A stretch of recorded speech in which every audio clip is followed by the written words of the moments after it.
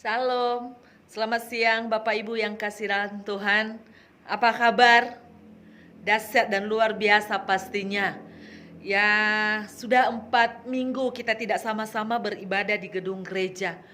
Rasa kangen, rasa rindu, ingin berkumpul bersama tentu pasti rasa kangen itu ada. Namun semua itu tidak mengurangi kita untuk bersekutu, untuk memuji dan memuliakan Tuhan. Pada siang hari ini saya rindu membagikan kebenaran firman Tuhan untuk terus kita boleh kuat, untuk terus kita bersekutu bersama-sama.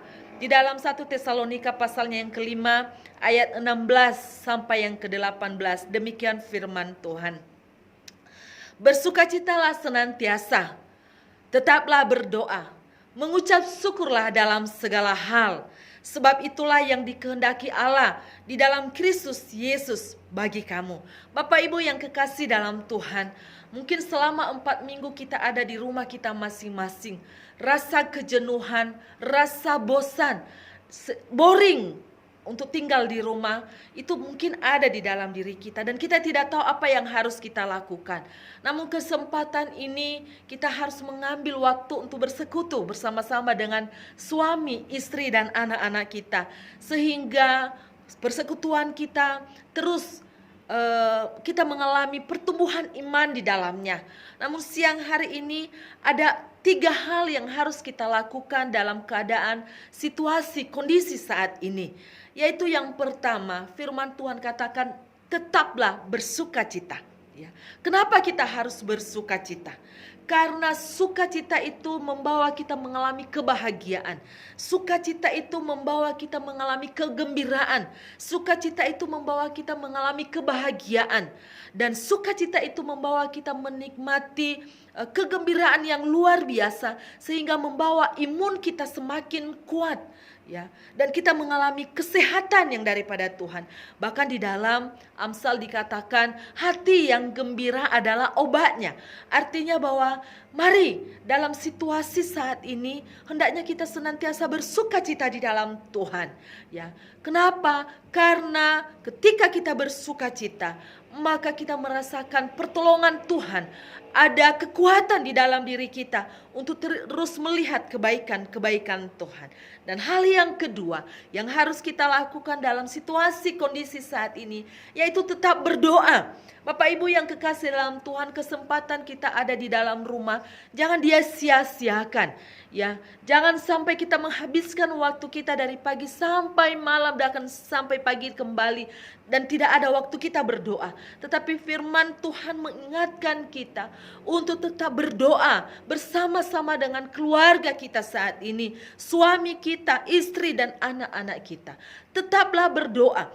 Apa yang menjadi kerinduan kita, apa yang sedang kita gumuli pada saat ini, naikkan doamu kepada Tuhan. Kenapa? Karena doa itu adalah merupakan napas kehidupan kita. Ya, tanpa doa sepertinya kita mati. Oleh karena itu, ketika kita berdoa, maka kita menikmati hadirat Tuhan. Bawalah pergumulanmu kepada Tuhan. Apa yang menjadi pergumulan kita pada saat ini?